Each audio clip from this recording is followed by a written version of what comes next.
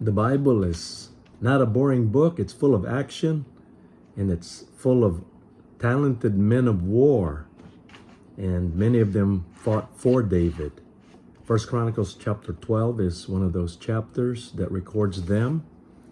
David's amazing men of valor. The Benjamites, verse 2, they were armed with bows and could use both the right hand and the left hand in hurling stones and shooting arrows out of a bow. The Gadites, this is in verse 8 and verse 15.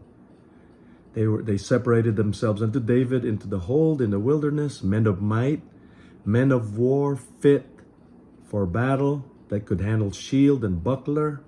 Buckler is also a shield, whose faces were like the faces of lions, and were as swift as the roes upon the mountains. And then it says that in verse 15, it says, these are they that went over Jordan in the first month, when it had overflown all its banks, and they put to flight all them of the valleys, both toward the east and toward the west. They were wiping out enemies. The men of Manasseh, verse 21, and they helped David against the band of rovers, for they were all mighty men of valor, and were captains in the host. Some of the mightiest heroes in history were men of Israel: Joshua, Joab, Gideon, Jephthah, Samson. Even Moses and Jacob and Abraham were all men of war. They were men of valor.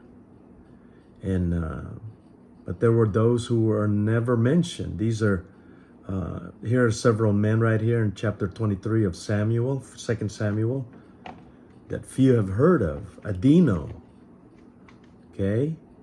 He was one of the three mightiest men of David. At one time, he used the spear to slaughter 800 soldiers.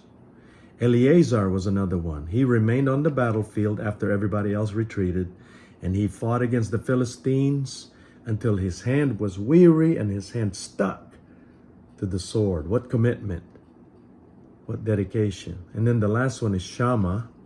There's others, but these are three of David's mightiest men. He did not flee like the rest of Israel fled. Instead, he stood his ground in the middle of the battlefield and defended the land. And so he brought victory. So the Bible is not boring. It's full of action. It's full of men who were men of valor and courage. And they stood in battle. They did not retreat. And they were dedicated. And they fought for David, many of them. But let's just keep reading the Word of God. It will never disappoint us. God bless you.